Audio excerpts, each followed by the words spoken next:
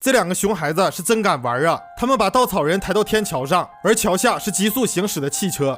Say goodbye. No!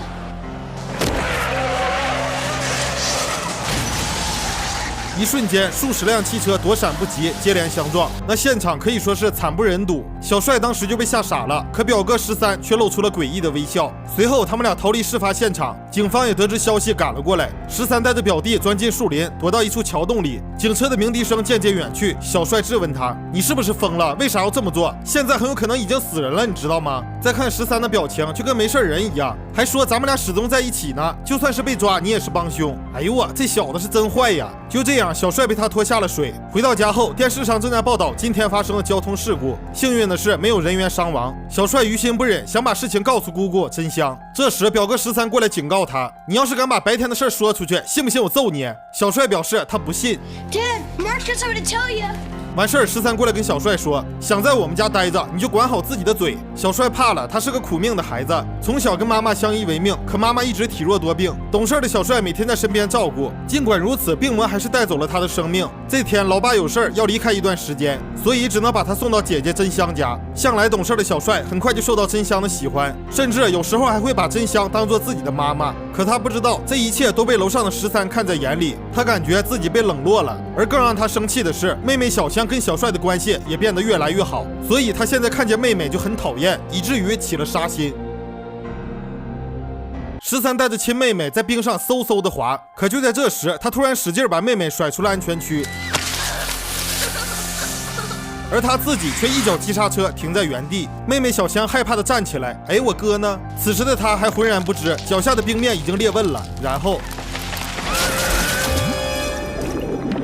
顿时，在场的人都乱成一团。看似好心的13慢慢的向冰窟窿靠近，小香在水里不停的挣扎，但13并没有想把她拽上来的意思，只是伸出手做样子，那是真气人呐。这时，小帅跑了过来，可为时已晚，他被围观的人拦在了警戒线外面。就这样，小香沉入水中。幸运的是，工作人员赶到现场，对着冰面哐哐就是一顿砸呀。再看13那满脸失望的表情，最后小香可算是被救了出来。在场的人里，只有小帅知道这是表哥13故意制造的意外。经过医生抢救，小香也脱离了危险。那小帅也决定跟姑姑真香说出实情：“大姑啊，小香掉进冰窟窿里不是意外，是你大儿子13一手策划的。咋回事呢？这不是吗？我这段时间在你家，表妹就很喜欢跟我玩，然后你对我也是特别疼爱，这就让13产生了嫉妒心理。他感觉没有人惯着他了，所以就对小香起了杀心。真香听了难以置信，上手吧唧就是一嘴巴子。小帅根本无法理解一个妈妈对孩子的爱。晚上，13悄悄来到病房，看着熟睡的妹妹，竟然拿起了枕头。就在这时，灯突然亮了，原来妈妈一直在这里守着。当他问起白天发生的事情时，那13表现的没有一丝慌乱，坚持说那只是一场意外，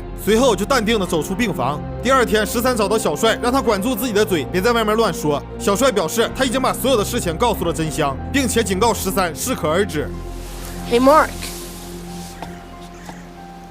Don't fuck with me. 这熊孩子自己做了把带瞄准镜的十字弩，就在这时，一条大黑狗出现在眼前，直接被当成了射击目标。Oh my god.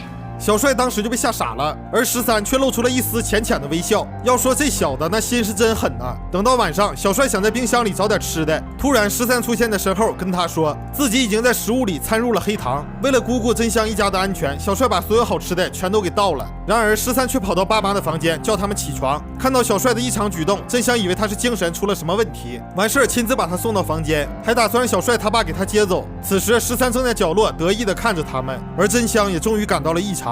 第二天，他来到儿子13的秘密基地，刚一进门就看到个诡异的娃娃，随后他又发现一只小黄鸭，这是他们已经过世的小儿子的玩具。原本夫妻二人还有个可爱的小儿子，但3年前的一天，他突然不幸溺水而亡，就连他最喜欢的小黄鸭也没了。真香不敢想象是大儿子13害了他弟弟。突然13抱着一根棍子走了进来，真香问他：“你老弟的玩具为什么会出现在这儿？”13却说，在没有弟弟之前，这个玩具一直都是他的。接着跑到妈妈面前一把抢了过来，随后跑到荒山野岭，把那个小黄鸭扔进了一口干枯的井里。此时真香也明白了小儿子真正的死因，但作为一个母亲，她不知道该怎么处理。然而13已经起了杀心，小帅感觉眼前的表哥已经是彻彻底底的疯了，他冲上去把13按在地上，警告他不要乱来。这时13的父亲走了进来，看到自己儿子被欺负，他抱起小帅就把他关了起来。而这时真香也回来了。这小孩接下来要做的事情，你绝对想不到。他找借口说想跟妈妈谈一谈，而此时房间里的小帅意识到不能再这么等了，拿起桌子砸碎了玻璃。这边真香问小帅，当初你弟弟是怎么没的？13却说，你别管那么多，反正是我干的。现在真相大白，他怎么也不敢相信眼前的13是自己的儿子。13转身就要跑，其实是为了把真香引到悬崖边，但来到这儿却没有看到13的身影。突然13在身后出现，一个加速把真香推下了悬崖。幸好啊，有一根树杈子给他救了。可13还没打算适可而止，他拿起块石头瞄准了真香，又突然小帅出现，把13扑倒在地上。那石头好悬没把真香给砸了，他们俩在悬崖边上打了起来。真香趁此机会开始拼命的往上爬，没一会儿小帅就落入下风，毕竟表哥13比自己大了3分钟。小帅一个翻身。就这样，他们悬挂在300米高的崖壁上，但这样下去一个都救不上来。看着眼前的一幕，真香不知道该如何选择。这时13率先开口求救 Mom, I love you. 小帅也大声叫着真香。虽然他2个都想救，但现实告诉他只能救一个。他想到13害了自己的亲弟弟，甚至还要害自己的亲妹妹。他犹豫了片刻，选择放开了左手。在一声呐喊后，13掉进了大海里，驾鹤西游了。真香救上了小帅，他不能原谅13所做的一切。